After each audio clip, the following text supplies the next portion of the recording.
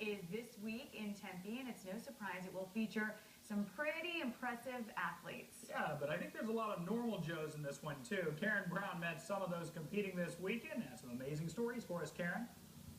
Yeah, you know, Fields and Carey, when the 3,000 people line up here at Tempe Town Lake Park, in fact, for the Ironman, where they're going to swim for 2.4 miles in this lake and then bike for 112 miles and then, you know, throw in a little 26-mile run.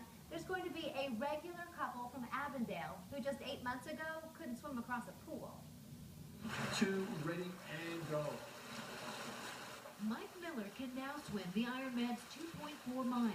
You have actually lost 100 pounds. For my heaviest, about 120. Wow. That's a serious couch potato. This was the probation officer and his wife Lisa before they started training. Regular pool, I could not swim half a distance of the pool without panicking. And I practiced something I called drowning avoidance. I couldn't swim either. There you go. So they turned to Scottsdale triathlon expert Frank Soule. They are regular people. So they are really a poster child for what people can do if they decide they want to do it. Determined to do it for 2 friends that had died. Some tragedies that have happened, realize you don't know how much time you have. So we jumped in. And just a month ago, Mike's youngest son Doug died after sending him this text. Doug basically told him, you can do this, you've trained hard, you don't fail. I was heartbroken for him. And I remember responding back to Michael and he said, Mike, what do we do to shut this down? And his response to me was, absolutely not, full steam ahead. I have to race this for my son, Doug. In a way, I feel like if I fail, I'm going to fail him, you know, and certainly don't want to do that.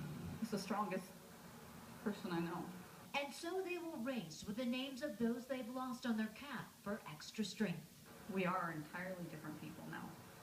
It used to be that we'd come home from work exhausted and park ourselves on the couch. When I go back to work, I think I'm going to, you know, walk a little taller.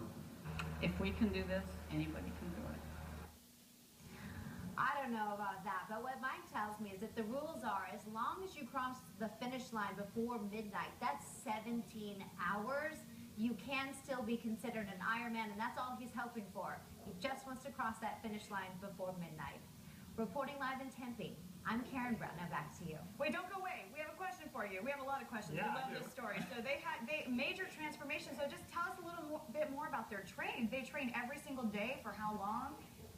I mean, wasn't that incredible? I mean, you saw those pictures and you went, wow! And they're both probation officers. One works for the county and one works for the federal government.